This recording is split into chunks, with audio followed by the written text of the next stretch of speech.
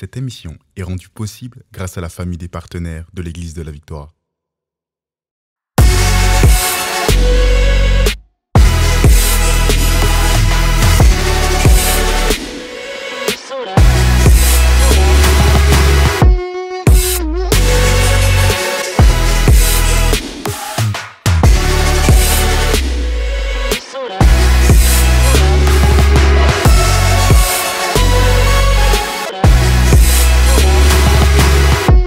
« 37 centimes d'euros, c'est la somme qu'on cherchait dans notre appartement pour s'acheter une demi-baguette.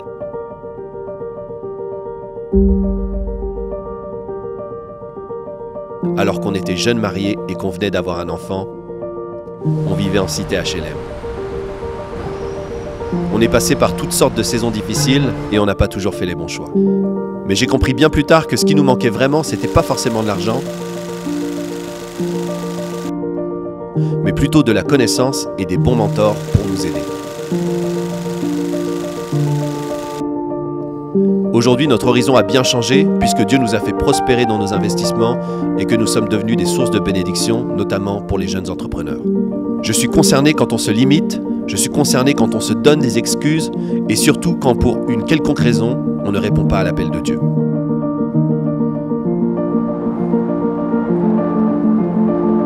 C'est pourquoi je vous invite à vivre une expérience mémorable. Né pour réussir, c'est bien plus qu'un livre, qu'un podcast ou qu'une formation. C'est un programme de transformation.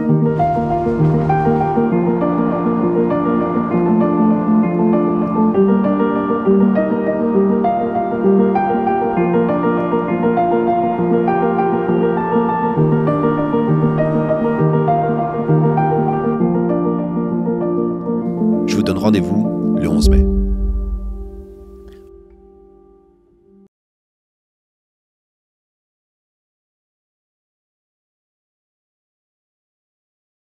Bonjour et bienvenue dans cette édition très spéciale de l'émission Né pour réussir.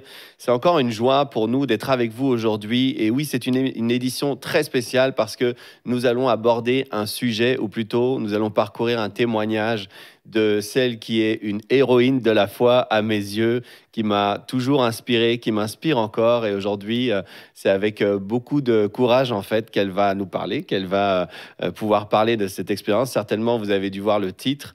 Et on veut aujourd'hui déjà vous encourager en vous disant que lorsque nous avons eu à cœur d'aussi bien écrire ce livre Né pour réussir ou bien de faire cette émission, eh bien le thème qu'on va aborder aujourd'hui, le sujet qu'on va aborder, ça en fait partie. Les gens passent par toutes sortes de difficultés et peut-être que c'est votre cas. Le monde passe par toutes sortes d'épreuves, de vents contraires, des périodes difficiles. Mais dans toutes ces choses, en fait, la Bible dit que nous sommes plus que vainqueurs par celui qui nous a aimés. La Bible nous encourage en nous montrant le témoignage de plusieurs qui sont nommés comme des héros de la foi, qui sont cités même au panthéon de la foi dans Hébreux 11. On voit des personnes qui sont passées par toutes sortes de choses difficiles. Certains ont combattu des géants, d'autres ont dû combattre contre des génocides, d'autres ont dû quitter leur patrie, d'autres ont vu peut-être des personnes qui les ont quittés, qui sont morts, d'autres les ont vus ressusciter. Bref, la Bible parle de tellement de choses, tellement de situations où en fait ces personnes qui se sont confiées en Dieu ont vécu le secours de la part de Dieu. Et aujourd'hui, lorsqu'on parle de Né pour réussir, lorsqu'on parle du succès, on ne parle pas uniquement de vivre du succès dans son travail, dans ses affaires. On parle de vivre vraiment le succès. La Bible dit, bien-aimé, je souhaite que tu prospères à tous égards, comme prospère l'état de ton âme et que tu sois en bonne santé. En fait, ici, on voit le cœur de Dieu pour la vie d'un homme, d'une femme. Ce qu'il veut au plus profond de son être, c'est que nous soyons prospères. Ça concerne aussi nos finances, que nous soyons prospères dans notre âme. Ça concerne notre volonté, notre pensée, nos émotions, donc c'est-à-dire tout ce qui est affilié aussi à la santé mentale, etc. Et puis, qu'on soit en bonne santé. Et aujourd'hui, on va parler de ce sujet. Et j'ai avec moi mon épouse, Magali, qui va nous partager aujourd'hui. Sois la bienvenue, chérie. Merci beaucoup pour cette belle introduction. Bonjour à tous. C'est un plaisir d'être avec vous aujourd'hui, de vous retrouver. Et puis, c'est vrai que c'est pas sans émotion qu'on commence cette émission avec vous. On a à cœur de vous partager ce qu'on a vécu, ce qu'on a traversé les 2 dernières années. Et c'est la première fois qu'on le partage publiquement. Donc, il y a un petit peu d'émotion, mais je crois et je déclare que vraiment, je suis remplie du Saint-Esprit et que le Saint-Esprit va m'aider à vous apporter ce témoignage et que vous puissiez vraiment en sortir ce qui vous sera bénéfique, ce qui va vous aider dans votre vie, que ce soit vous qui traversez, si c'est vous qui traversez une période peut-être compliquée ou bien si c'est l'un de vos proches. Donc vraiment, je crois que par ce témoignage, eh bien, on rend aussi la gloire à Dieu pour ce qu'il a fait avec nous. Et je crois et j'espère vraiment que à la maison, ça va pouvoir vous encourager. Et donc aujourd'hui, bon, je vais te laisser parler, mais en tout cas, je veux juste vous dire qu'on va faire ça en toute simplicité. On aurait pu préparer une émission très structurée, etc., pour vous en parler, mais on a décidé d'y aller en toute simplicité, avec des éléments que tu as pu noter, des choses qu'on a pu se remémorer. Mais prenez-le en toute simplicité. Partagez un moment avec nous pour comprendre et aussi pour recevoir de la part de Dieu. Parce que je crois que la Bible dit que la puissance du témoignage, en fait, ils l'ont vaincu. On peut vaincre l'ennemi de notre âme. On peut être fortifié. On peut combattre des géants par la puissance de notre témoignage. Et je crois vraiment que tout ce que tu vas partager... chérie, en toute simplicité, je crois que ça a la capacité de susciter la foi chez vous pour pouvoir affronter cette chose qui peut-être vous terrifiait jusqu'ici. C'est le temps pour vous d'avoir une autre perspective. C'est le temps pour vous de recevoir vraiment une autre perspective parce qu'en fait, tout ce qu'on a pu traverser et tout ce que tu as pu traverser, chérie, aujourd'hui, je peux dire que pendant tout ce trajet, cette trajectoire, en fait, tu as eu une perspective complètement différente. Donc, je te laisse nous dire tout ça. Oui, donc l'histoire commence en 2021, à la fin 2021. Au moment un peu des fêtes de Noël, on a le repas de Noël des employés. Voilà, c'est un peu à ce moment-là que ça commence, puisque dans ce temps-là, je traverse une situation qui est vraiment inhabituelle pour moi et très curieuse. C'est que je me sens complètement déprimée. Et moi, tu le sais, je suis vraiment pas quelqu'un de nature à être déprimée. Je suis plutôt constante et plutôt dans le plus que dans le moins au niveau de l'humeur. Je suis plutôt de bonne humeur, en tout cas, je crois. C'est vrai. Et vraiment, je suis pas quelqu'un qui déprime facilement. C'est quelque chose que j'ai très peu connu dans ma vie, vraiment, et gloire à Dieu pour ça, parce que de nature, je suis plutôt constante et de bonne humeur. Et là, donc, en cette fin 2021, c'est très curieux parce que je réalise que je suis complètement déprimée. Alors, je mets pas les mots dessus au départ, mais j'ai envie de pleurer pour un rien. Je me souviens du repas de Noël des employés notamment, où j'entends les conversations, c'est la fête, c'est Noël, j'adore cette période en plus de Noël. Excuse-moi de te couper, mais pour ceux qui ne connaissent pas le contexte, en fait, on a une vingtaine d'employés à l'église de la Victoire. C'est ça. Puis, arrivé à Noël, on fait une fête avec tout le staff, en fait. C'est ça. Puis, effectivement, moi, je peux vraiment renchérir sur le fait que tu n'es pas une personne qui est déprimée ou qui est même assujettie à tes émotions, en fait. Jamais je te vois... puis je t'ai jamais vu comme ça, en fait, comme tu étais ce jour-là. Je t'avais jamais vu comme ça, comme... si, une fois, je t'avais vu un petit peu comme ça, c'était quand tu avais fait le baby blues. C'est ça, le baby blues. C'était pour notre premier enfant, c'était en 2004. Donc, entre 2004 et 2021, il y a quand même beaucoup d'espace. Et même là, jamais, en fait, dans la vie, tu as manifesté ce genre de choses émotionnelles, comme ça, être livré à tes émotions. C'est ça, et donc ça m'a surprise vraiment. Et puis, du coup, j'essayais aussi de le cacher. Je voulais pas le montrer parce que déjà, je savais même pas l'expliquer. Je voulais pas que mon mari le voie, que les gens autour de moi le voient. Donc, c'était difficile parce que c'était à un tel point que j'arrivais vraiment plus à contenir mes larmes. Et puis, j'entendais les conversations autour de moi lors de ce fameux repas de Noël avec les employés. On parlait même, et puis j'ai dû plusieurs fois aller m'isoler pour pleurer.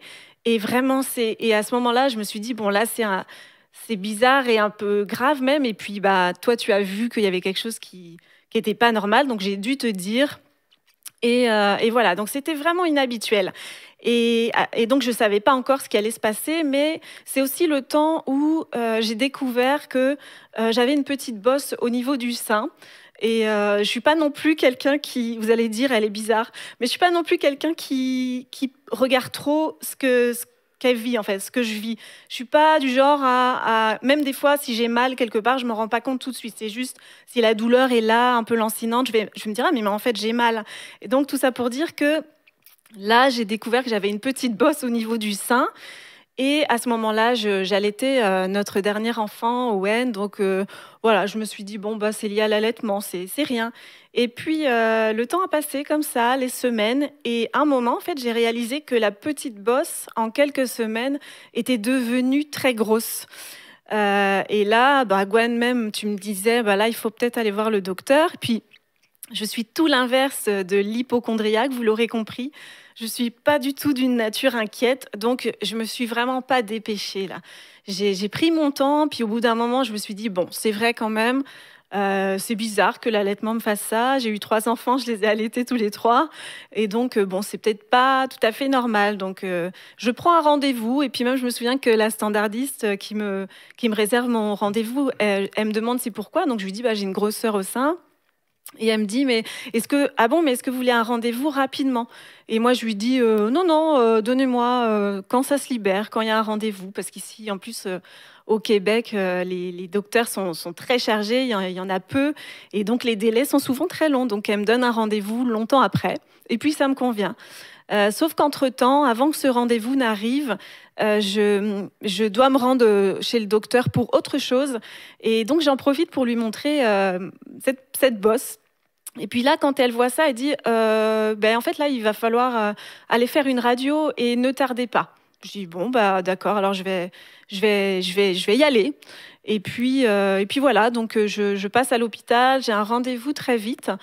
Et, et donc, je fais cette radio. Et là, la personne qui est là, la spécialiste, elle me fait la radio. Et puis, elle enchaîne en me faisant une mammographie. Et puis, là, je trouve que ça prend une tournure un petit peu surprenante, inattendue pour moi, parce qu'elle veut tout de suite me faire une biopsie. Donc, une biopsie, c'est prélever un petit peu de chair, en fait, pour faire analyser. Et puis, donc, elle veut même enchaîner à ses rendez-vous d'échographie et de mammographie, elle veut enchaîner une biopsie. Et bon, je comprends que c'est bizarre, un peu, ça se précipite là. Et finalement, elle n'arrive pas à me donner un rendez-vous, à me prendre tout de suite. Donc, elle me rappelle et elle me donne un rendez-vous pour le lendemain matin. Donc là, on se dit, bon, c'est un peu bizarre tout ça, que j'ai des rendez-vous aussi facilement. Je vois aussi dans sa façon de me parler qu'elle a l'air de savoir de quoi il s'agit. Mais bon, j'attends tout simplement. Et puis, la biopsie arrive, donc le lendemain matin. Et puis, et puis là, en fait, elle commence à me donner des contacts. Une grande chirurgienne, la meilleure de l'hôpital de Montréal, le CHUM. Et elle me dit d'appeler, d'ouvrir un dossier. Je lui dis, mais est-ce que vous savez ce que j'ai? Donc, elle me dit, ben oui. Elle me dit, oui, ça se pourrait que ce soit ça, voilà. Donc, bon, je rentre à la maison avec ça. Évidemment, là, mon mari m'attend. Il me dit, bah alors, qu'est-ce qui se passe? Donc, je lui dis, oh, t'inquiète pas, j'ai fait une biopsie, donc on aura les résultats dans quelques semaines. Et puis, voilà, là, ça prend à peu près un mois pour qu'on nous rappelle. C'était, je ne sais pas si c'est ça, mais je crois que ce jour-là, on était encore à une fête des employés. On fait énormément. Non, c'est pas vrai. On fait pas énormément de fêtes. Mais on avait la cabane à sucre. Le jour où tu es parti, on était avec les employés. Puis, Effectivement, tu devais ouais, aller c'est voir le médecin. Et puis, tu es parti plus tôt. Mais nous, on savait un peu ce qui se produisait, que tu avais des examens. Et moi, j'étais resté avec, justement, on était avec les employés. La cabane à sucre, c'est quelque chose qui est comme un peu culturel ici au Québec. Et puis quand je suis rentré à la maison, c'est ça, elle t'a dit, Elle avait elle avait dit qu'il y avait, je sais pas si c'est ça le mot, des scarifications, je sais pas quoi, ou des. Non, c'est pas ça. Non. Comment ça s'appelle? Non, Je me souviens pas Pardon. du mot, mais c'est vrai qu'elle avait dit des choses. Et voilà, c'est tout ce qu'on avait sur le coup, là, c'est tout ce qu'on avait. Donc, juste son retour un petit peu alarmant quand même. Mais bon, on est des personnes de foi. Et puis, dans ce laps de temps où on a dû attendre les résultats de cette biopsie, eh bien, on s'est positionné dans la foi, tout simplement. On a continué à vivre notre vie. Et puis voilà, on a déclaré que tout allait bien, que tout allait bien aller. Et puis, dans le même temps, on menait un combat aussi pour pouvoir acheter ce bâtiment d'église là dans lequel nous nous trouvons en ce moment. Et puis, en fait, on était sur le point d'aller chez le notaire, mais en refaisant tous les comptes, je réalisais qu'il nous manquait quand même la modique somme de 250 000 $ pour pouvoir acquérir notre église. Et donc, le rendez-vous du notaire arrivait. Et puis moi, j'avais une idée en tête. On l'a déjà partagée plusieurs fois, donc je vais aller assez rapidement. Mais donc, je pensais que c'était possible d'obtenir une exonération de certaines taxes.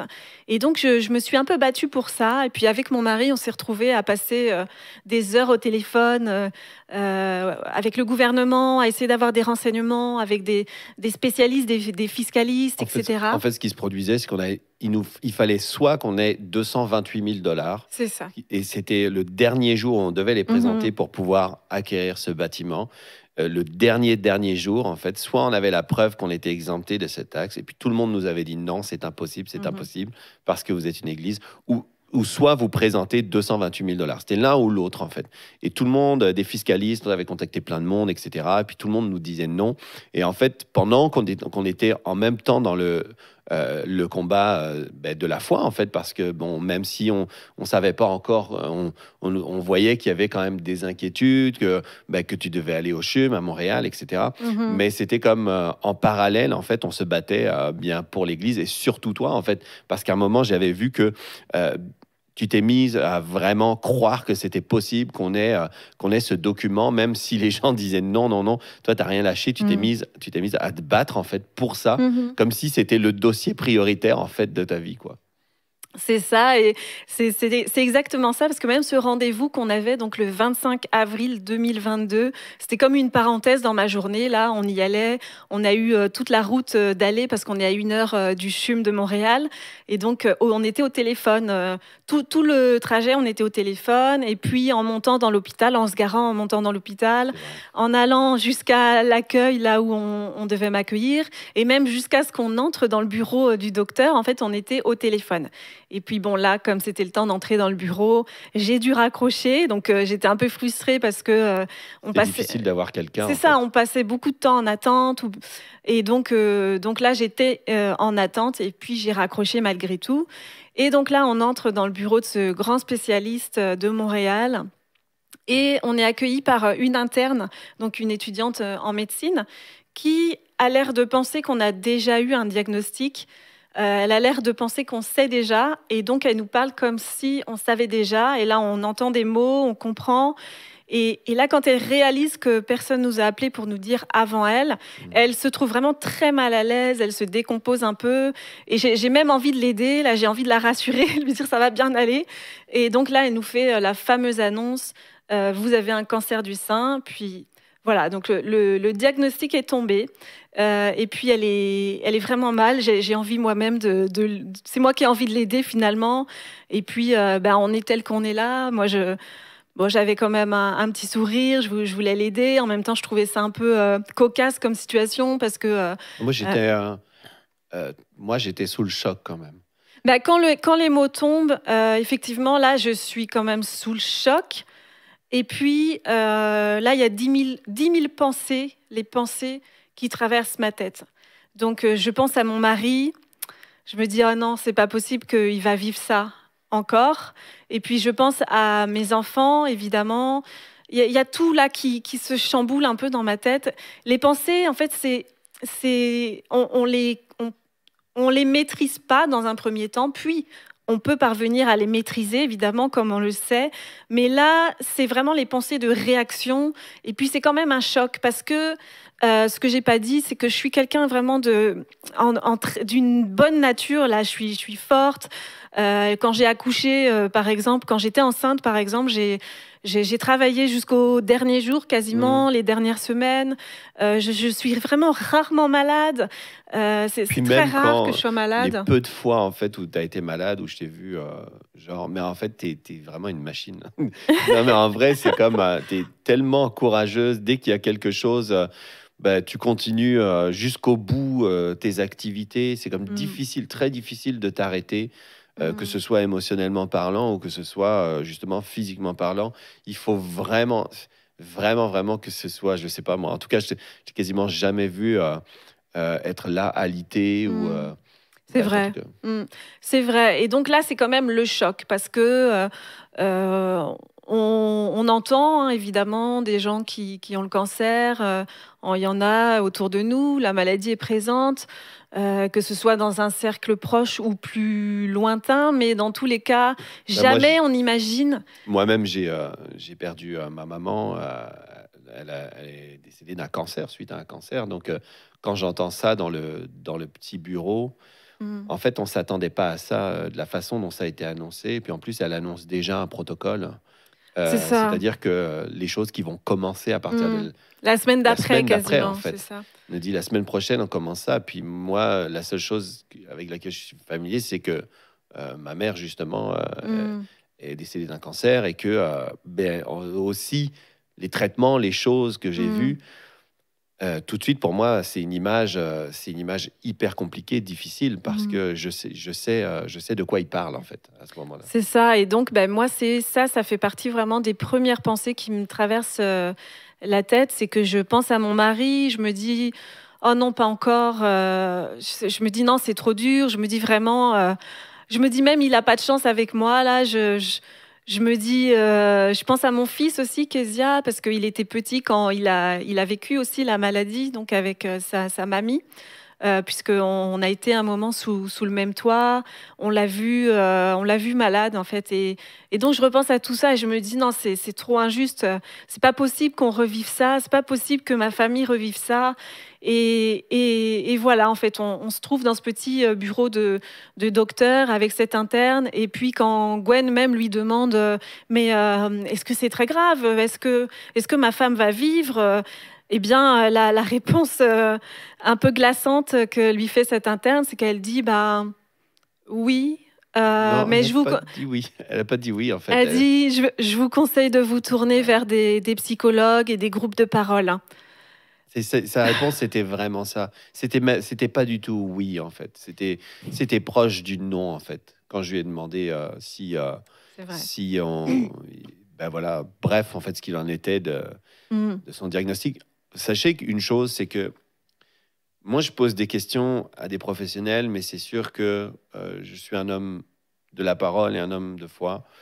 Et puis, même dans un endroit comme ça, avec une intensité du combat, je dirais pas que j'ai affronté sa parole ou bien j'ai voulu absorber sa parole. En fait, il y a des gens qui ont un diagnostic, qui ont pardon, une expertise. Ils ont une expertise et on veut pas renier l'expertise des gens. C'était pas du tout mon cœur de renier son expertise, ni de nier les faits. En fait, la foi n'est pas là pour renier les faits.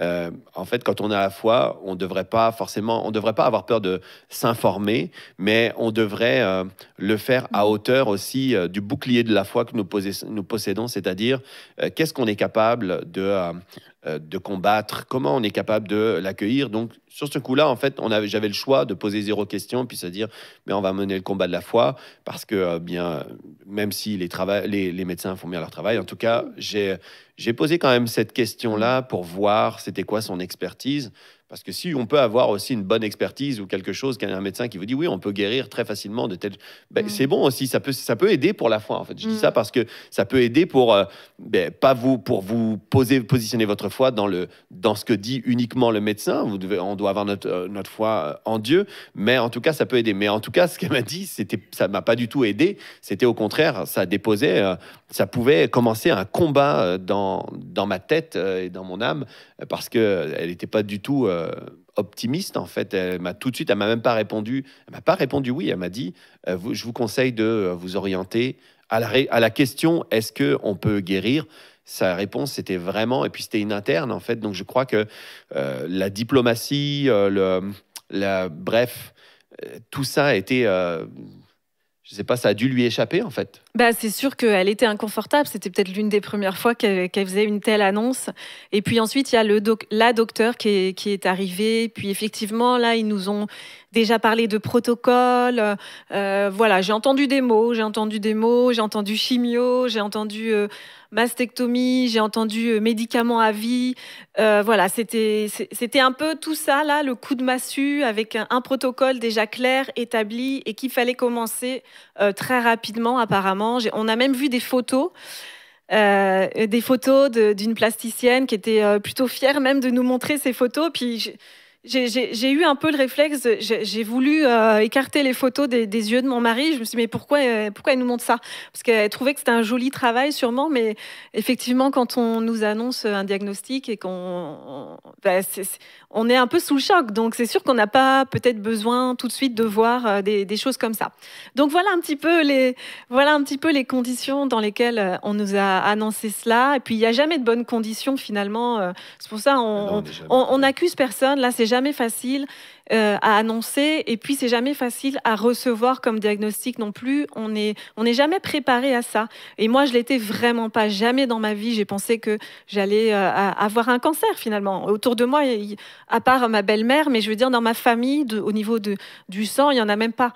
Donc voilà. Mais clairement, j'ai établi de suite que c'était une attaque évidente de l'ennemi, une attaque pour ma vie, une attaque aussi pour mon mari qui était très investi et qui l'est toujours dans le ministère. Une attaque aussi justement pour notre ministère, puisque avec mon mari, on est, même si moi on voyait beaucoup moins mon visage, mais dans tous les cas j'étais là et je fais partie aussi des figures de ce ministère. Donc, et puis nous prêchons la guérison. Donc j'ai vécu vraiment ça comme une attaque. Donc voilà, on sort de ce bureau du docteur avec ce diagnostic, on marche, on se dit pas grand-chose au début, je pense.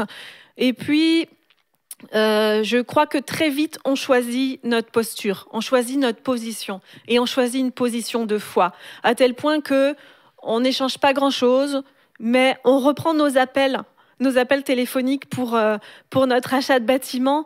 Dès que j'avais à peine quitté l'hôpital, que j'étais encore au téléphone pour reprendre notre dossier en cours. Donc c'est pour ça que je dis que c'était presque comme une parenthèse dans notre quotidien. Et cette journée-là, le combat qu'on menait, c'était celui de l'achat de ce bâtiment. Et gloire à Dieu, parce que sur le chemin du retour, donc comme je l'ai dit, il y avait 1 heure de route, on a obtenu les fameux numéros qui nous ont permis d'acheter ce bâtiment, tout simplement, et on les a obtenus peut-être 30 minutes avant l'heure limite après laquelle ça n'aurait plus été possible. Donc c'était la priorité à ce moment-là, et c'est ce qu'on a fait en sortant de chez le docteur. Moi, je me suis dit, l'ennemi va rien nous voler, et surtout pas ça. On ne se laisse pas déstabiliser, on a le droit d'être choqué, c'est normal, mais par contre l'ennemi ne va rien nous voler. Et aujourd'hui, on est dans ce bâtiment, gloire à Dieu, parce qu'on a réussi à l'acheter. Et ça, c'est le meilleur des témoignages. Et ensuite, il nous restait encore un petit peu de route. Donc là, en fait, on décide avec Gwen de déclarer. On se met à faire des déclarations dans la voiture. C'est ça ce que j'allais dire, on a commencé à faire des déclarations, à renverser, en fait. La Bible dit que toute arme forgée contre toi sera nulle et sans effet. Et on a commencé à mener le combat de la foi, en fait. Il n'y a qu'un seul combat qu'on doit mener dans la vie, c'est le combat de la foi. Et le combat de la foi, comment il se mène? Il se mène avec la parole de Dieu. On a commencé à Mm. prendre les armes de la parole de Dieu. La Bible dit, car les armes avec lesquelles nous combattons ne sont pas charnelles, mais elles sont puissantes par Dieu pour renverser des forteresses, etc. Et en fait, on a commencé à vraiment mener le combat parce que là, c'est le combat contre la vie, contre la mort, en fait, disons. Mhm. Donc, on a commencé à parler à voix haute, faire des décrets et prendre autorité. La Bible dit, vous marcherez sur les serpents et les scorpions et toute la puissance de l'ennemi, rien ne pourra vous nuire. Mhm. Et grâce à Dieu, en fait, comme c'est une habitude que nous avons de lire la parole de Dieu et de la méditer, eh bien, nous avions aussi des armes. Nous avions Éphésiens 6, nous avions des armes pour combattre cette mauvaise nouvelle. Et je ne dis pas ça pour dire gloire à nous. Non, je dis juste que si vous traversez quelque chose, en fait, le premier réflexe, c'est la parole de Dieu. Il y a plein de gens qui sont dans le monde sans espérance, ils ne savent pas comment faire. Certains essayent peut-être des pensées positives. En fait, il y a toutes sortes de... Tout le monde veut essayer de guérir finalement, que ce soit par des médicaments, par un traitement, par de la nourriture, de la méditation, etc. Puis je ne suis pas là en train de dire, de dire que telle et telle chose c'est mauvaise. Je veux juste vous dire que la parole de Dieu, en fait, elle est efficace. Elle est efficace pour combattre et nous avons pris notre épée. La Bible dit que cette parole, c'est une épée. Donc, sur le chemin du retour, vraiment, on a commencé à mener le combat de la foi. C'est ça, on a commencé à ce moment-là et puis on a renversé le diagnostic par nos paroles, on a déclaré que tout allait bien aller et on a déclaré aussi la paix et la joie. On a déclaré vraiment la paix et la joie pour nous-mêmes, pour la famille, pour notre entourage. On s'est vraiment mis dans une posture active de foi et concernant notamment la paix et la joie. Donc, et puis rappelez-vous aussi que j'ai commencé en racontant donc que j'avais eu un épisode de déprime juste quelques mois avant. Et donc, après, quand j'ai repensé à tout ça, je me suis dit, en fait, c'est comme si c'était mon corps, mon âme qui me prévenait qu'il y avait quelque chose. Je ne savais pas ce que j'avais, mais je pense vraiment que c'était lié. Et je pense que parfois, on a des petits indicateurs comme ça pour nous dire tout simplement de prier. Donc, je veux dire à quelqu'un que si vous traversez une période que vous comprenez pas au niveau de votre humeur, eh bien, mettez-vous simplement à prier, à déclarer sur vous-même. Parce qu'il y a peut-être quelque chose qui se joue dans l'invisible, qu'on ne peut pas encore voir, mais dans le monde spirituel, comme on l'a dit, on est avant tout des êtres spirituels et il y a des choses qui se passent et qui se manifestent d'abord dans le spirituel avant de se manifester dans le naturel. Donc je pense que ça, c'était un moment déclic pour que je me dise, il faut que je prie sur moi-même, il faut vraiment que je me fortifie moi-même dans ma foi. Et donc, suite à ça, on est rentré à la maison, on a repris le cours de notre vie, mais rien n'était plus pareil, évidemment. Et ce qui est né de cela, c'est d'abord chez moi une colère, mais une sainte colère. C'est-à-dire que je me suis dit, mais le diable est méchant, c'est un voleur, et je me suis dit, je lui ai dit, tu vas pas m'avoir. Tu croyais que ça allait être facile peut-être. Tu as vu en moi peut-être une cible de choix. Mais comme dit Pasteur Joël, je ne suis pas comestible. Et là, je me suis mis en colère intérieurement et je me suis dit, ça va pas se passer comme ça. Et à ce moment-là, donc, je me suis mise à faire des choses. On a mis des actions en place qui nous ont vraiment aidés dans tout ce processus et qui nous ont permis de le traverser dans la paix et dans la joie et sans larmes, sans tristesse. Je veux vraiment vous dire que on a réussi, grâce à Dieu, à traverser tout cela sans une larme. Je ne sais pas si vous pouvez imaginer, mais on est une famille, j'ai deux jeunes enfants, moins de 5 ans, là, ils avaient. Donc, c'est pour vous dire que, évidemment, quand on regarde les circonstances, on avait de quoi être dépité, là, on avait de quoi être complètement découragé. Si on regarde les circonstances, mais le fruit de l'esprit qu'est la joie, n'est justement pas le bonheur. C'est différent du bonheur, parce que le bonheur, il est fluctuant en fonction de ce qu'on vit. Mais la joie, tel que le fruit de l'esprit le décrit.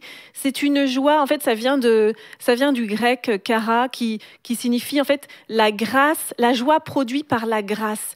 Et c'est une joie qu'on ne peut nous enlever, en fait. C'est une joie qui est là en nous et qui n'est pas liée à nos circonstances. Et c'est vraiment cette joie-là qu'on a déclarée dans notre vie. Ce que j'aimerais dire aussi, parce que des fois, quand on entend ce genre de témoignage, puis on se dit, des fois, on va se dire, ah, les gens sont différents de moi. Comment est-ce que je peux comment est-ce que je peux me reconnaître dans ça? Les gens sont différents. Eux, ils vivent ça. Il y a des gens qui vont se dire, ah bah c'est parce que c'est des pasteurs, ou bien des personnes qui vont se dire, ils sont inconscients. En fait, on avait vraiment conscience de la gravité. On n'était pas dans un déni, hein. Pas du tout. On n'était pas du tout dans un déni de la gravité et on n'était pas léger. Moi, je suis une personne. Toi, tu es une personne qui est quand même beaucoup plus, je dirais, d'une certaine manière, plus solide émotionnellement, par exemple. Elle dit amen. Mais c'est vrai, une personne très solide, en fait. Et puis moi, je suis une personne qui... Bon, je suis pas emporté dans mes émotions, mais c'est sûr que moi, je peux regarder un film et je peux pleurer. Toi, tu vas pas forcément pleurer devant un film. Je pleure en cachette. En cachette. Non, mais en vrai... et puis moi, ça m'a tellement affecté par rapport au départ de ma mère. J'en ai tellement souffert que j'ai pas regardé ça comme si c'était rien. Je veux juste nuancer parce que vous entendez et vous allez entendre certainement des choses que nous avons mis en pratique. Et ça pourrait soit apparaître... Il y a deux choses que je veux pas que vous pensiez quand vous entendez ça. Je veux pas que vous vous dites, bien, ils sont surhumains, ils ont une force surnaturelle, etc. C'est impossible ou c'est très rare d'être comme eux. Et je veux pas non plus que vous vous dites, bien, ce sont des imbéciles qui n'ont pas pris... non, mais je sais que vous allez nous respecter certainement, mais qui n'ont pas pris conscience.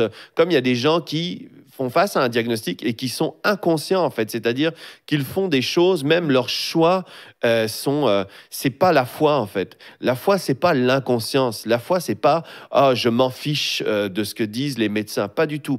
On a été très consciencieux, on savait la gravité, on savait les conséquences d'un tel diagnostic, on savait, on était informés. Bref, on était très, très, très au courant. Donc, même si on a opté pour la joie, même si on a opté pour toutes les choses dont on va vous parler, en fait, ce n'était pas du tout un déni au quotidien. Au contraire, nous avons pris la décision de nous positionner, ne pas être passifs dans cette histoire ou dans ce combat, mais nous avons pris la décision d'être justement offensif. C'est comme si on se retrouvait dans un ring, dans une arène de combat et peut-être la maladie en ce moment a frappé à votre porte ou la dépression ou je sais pas moi, un problème financier et puis vous vous retrouvez dans l'arène, dans un ring de boxe et puis c'est parti pour le combat. Eh bien, nous sommes entrés dans cette arène de combat avec une technique ou une tactique offensive. Ça veut dire qu'on le sait qu'on a quelqu'un en face qui nous combat. On le sait qu'il y a de la difficulté parce que c'est une maladie que les gens, les médecins disent vraiment très, très... ça peut être très grave. Mais on est entré avec une tactique offensive, c'est-à-dire on ne va pas être passif, mais on avait le choix à ce moment-là dans notre tactique, en fait, c'est soit d'essayer de tout éviter, tous les coups, comme quelqu'un qui court parce qu'il est poussé dans ses retranchements, à essayer d'éviter, ou bien d'avoir une tactique offensive. Et ça a été le choix. Et la joie ou la paix, ce sont vraiment des tactiques offensives. C'est un combat, en fait, quand on mène ce combat et qu'on décide d'y aller avec la joie, parce que la Bible dit que même un cœur joyeux, c'est un bon remède. Ça veut dire que c'est un remède, un médicament. La Bible dit que la joie, en fait, va faire l'effet d'un médicament. Écoutez ce que je dis. La joie, c'est comme prendre une grosse dose de médicament. C'est un remède pour le corps, pour le physique, pour les membres, pour les muscles, pour le sang. La joie, en fait, c'est pas juste être content. Ou vous parlez tout à l'heure, tu parlais de cette dimension du bonheur dont on on pourrait en parler, mais en tout cas, c'est plus que ça. C'est de dire, en fait, je suis en train d'ingérer un médicament puissant qui va faire l'effet d'un médicament, tout simplement. C'est ce que dit la Bible. La Bible dit aussi, le malheur atteint souvent le juste, mais l'Éternel l'en délivre toujours. Toujours, c'est toujours. Quand je lis ce passage, j'ai toujours à la fin, j'ajoute toujours, c'est toujours. Parce que toujours, c'est toujours.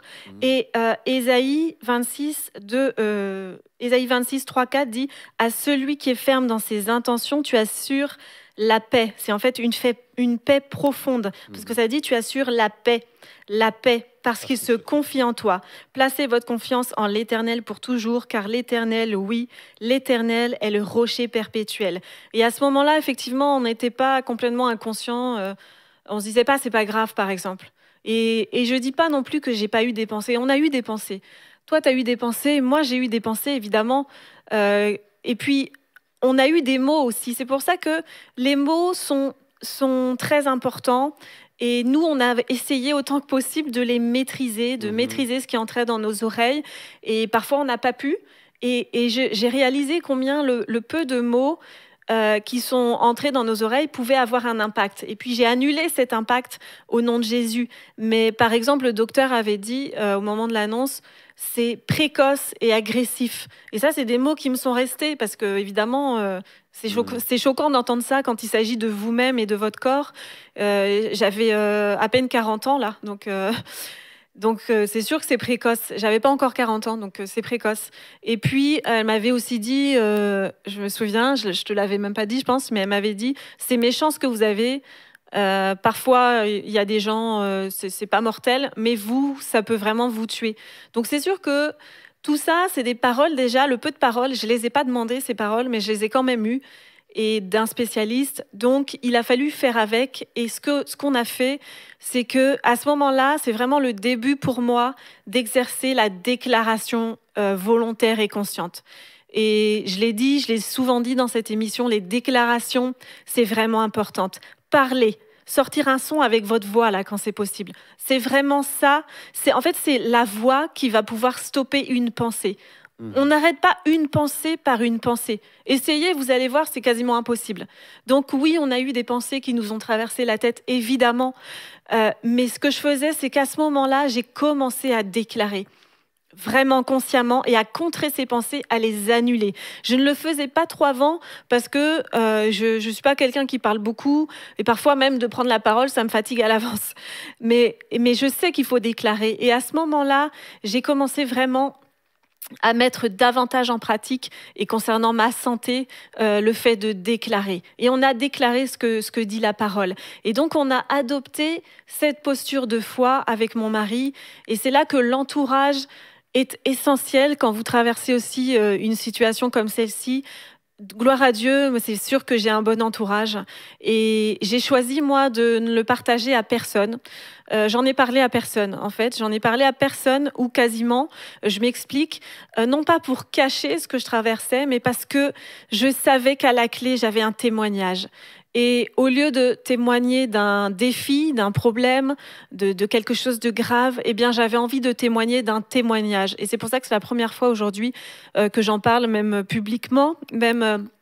je demande pardon à mes collègues de travail peut-être qui se demanderont pourquoi j'en ai pas parlé avant, mais tout simplement parce que je voulais partager quelque chose d'encourageant.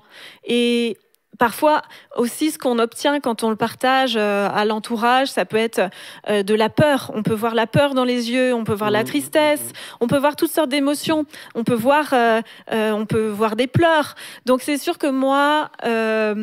on peut aussi avoir de la compassion, on peut recevoir de la compassion, mais on peut aussi être vu comme quelqu'un de malade par la suite. Donc, pour ces raisons, moi, je n'avais pas spécialement besoin et envie de le partager à tout le monde, bien qu'autour de moi, c'est sûr que j'ai des personnes de foi, j'aurais pu le partager davantage, mais j'ai choisi à ce moment de le partager à nos pasteurs,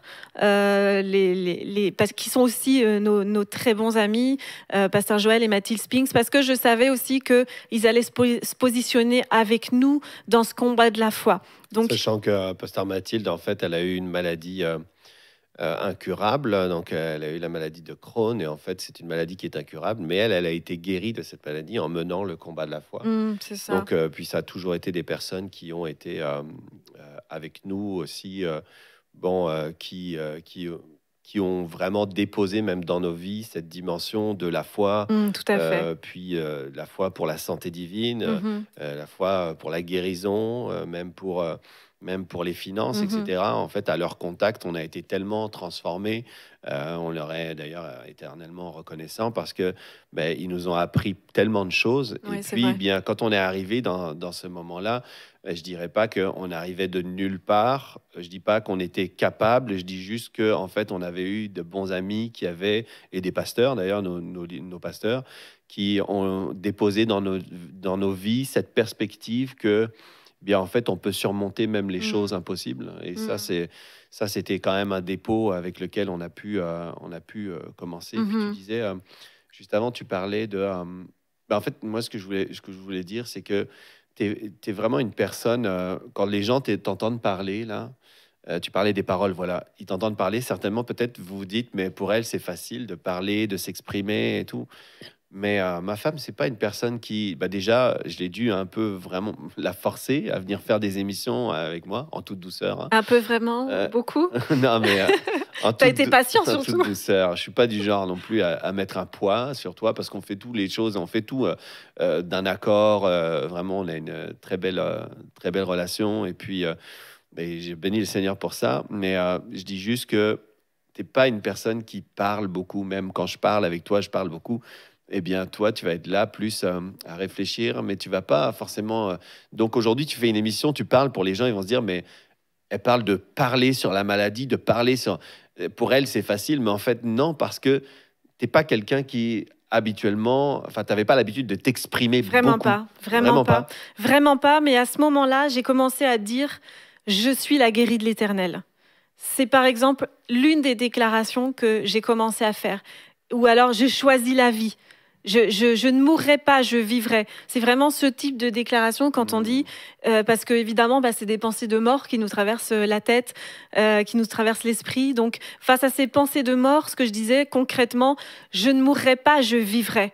Je vivrai et je témoignerai. Et même si effectivement, c'est pas facile pour moi, j'ai attendu un peu trop longtemps certainement pour témoigner, mais je le fais aujourd'hui. Et dans ce combat, ce qui a été aussi pour moi vraiment décisif et vraiment, je ne sais pas comment dire, mais très très précieux, eh bien c'est toi. Mon mari, évidemment, on a mené ce combat tous les deux, et j'imagine que dans un autre contexte, eh bien, j'aurais pas forcément non plus vécu ça de la même façon. Parce que toi, en fait, ce que tu as fait avant même, je crois que avant même qu'on nous annonce le diagnostic, quand on était dans cette période d'attente, en fait, ce que tu as fait, c'est que tu as constitué un fichier. Donc un fichier partagé dans lequel tu as mis absolument tous les passages concernant la guérison, les passages bibliques concernant la guérison, concernant les promesses de longue vie, concernant les promesses de bénédiction. Et en fait, tu me l'as partagé, tu as fait même ce travail pour moi. Et au fur et à mesure que tu croisais, que tu rencontrais un passage dans la Bible, tu l'ajoutais à ce fichier partagé. Et ce fichier partagé, je l'ai emmené partout parce que c'était depuis mon téléphone que j'y accédais. Et c'était les déclarations juste de la parole que je faisais. Je les lisais, je me fortifiais. Et puis, je connais tous les hôpitaux de la région. Là, j'ai passé tous les examens possibles et imaginables, ou même inimaginables. Et j'ai été dans des salles d'attente là, et j'avais du temps justement à passer. Eh bien, j'ouvrais ce fichier, je prenais un verset, je le lisais, je le faisais mien, je le lisais pour moi, je le mettais à la première personne, je le déclarais sur ma vie. Et donc ce fichier-là, avec toutes ces déclarations et tous ces passages bibliques, ça m'a vraiment aidé, ça m'a vraiment fortifié, ça m'a vraiment aidé à traverser ces temps-là de combat, vraiment. Au fur et à mesure que je faisais ce fichier, donc je faisais des recherches, puis j'étudiais la parole de Dieu, puis je mettais toutes les promesses qu'il y avait dedans concernant la guérison. Je mettais aussi les choses qui concernent le combat spirituel, parce qu'il y a énormément en fait de choses. Il y a beaucoup de belles promesses. Il y avait aussi en fait, et j'ai commencé à classifier ce document. D'ailleurs, c'était quelque chose qu'on voulait sortir comme un livre. et avec des déclarations. Et puis, je suis en train de me dire, ce serait tellement utile qu'on le sorte. Quand on aura un peu plus de temps, en tout cas, on vous le proposera. Mais dedans, on a un peu mâché le travail de mettre plein de versets qui remplissent d'espérance, qui changent le système de pensée, qui changent les déclarations qui sont sur nos bouches. Puis je les ai comme classifiés au fur et à mesure parce que, en fait, quand on combat la maladie, ou ça marche pour tout, hein, ça peut être pour les finances, pour tout. Bien sûr, dedans, il y a des choses qui sont précises concernant la santé, parce que la Bible parle énormément de la santé, en fait. Énormément. Depuis la Genèse jusqu'à l'Apocalypse, on voit vraiment énormément de versets qui concernent la santé. Donc, c'est dire si Dieu est concerné. Quand on le voit dans toute la Bible, si la Bible ne parlait pas de la santé, on pourrait dire, bon, bah, de toute façon, c'est le commun des mortels de vivre, peut-être tomber malade, mourir. Non, en fait, il y a tellement de choses qui sont précises concernant la santé. Et de toute façon, on va poursuivre. On va poursuivre parce qu'il y a encore beaucoup de choses à raconter. Mais est-ce que tu voulais dire quelque chose? Je peux finir cette émission déjà en disant que, donc, en rappelant donc que le 25 avril 2022, c'est là qu'on a posé un diagnostic sur une maladie. Et le 28 avril, tu t'es réveillé avec un passage biblique, une référence en fait. Tu t'es réveillé à 4h50 avec une référence biblique, Deutéronome 30, 19. Puis tu es allé chercher dans la Bible. Et là, tu lis. T'étais encore endormi. T'étais encore endormi. Et là, tu lis. Et c'était un passage qui disait vous mourrez.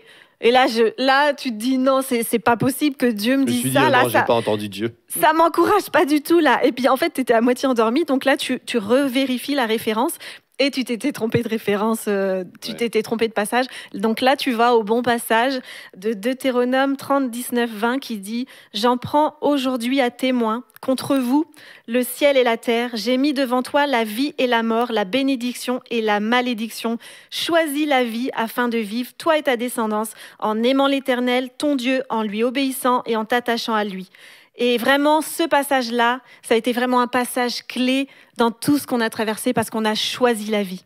C'est ça, c'était le choix. On va poursuivre la semaine prochaine. Donc, restez avec nous, partagez cette émission à quelqu'un qui a besoin de l'entendre. Et vraiment, notre cœur, c'est que vous puissiez être encouragés, que vous puissiez sortir avec le succès, parce que le succès, c'est marcher en bonne santé. On est heureux de pouvoir vous le raconter aujourd'hui et de le déposer dans votre vie comme un dépôt. On a beaucoup de choses à dire encore et on montrera même des photos. Ouais. Alors, ne nous ratez pas. On se voit la semaine prochaine pour Né pour réussir. Vous êtes bénis par les messages révolutionnaires de l'Église de la Victoire. Prenez part à cette œuvre qui transforme des milliers de foyers en visitant dès aujourd'hui semer.ca.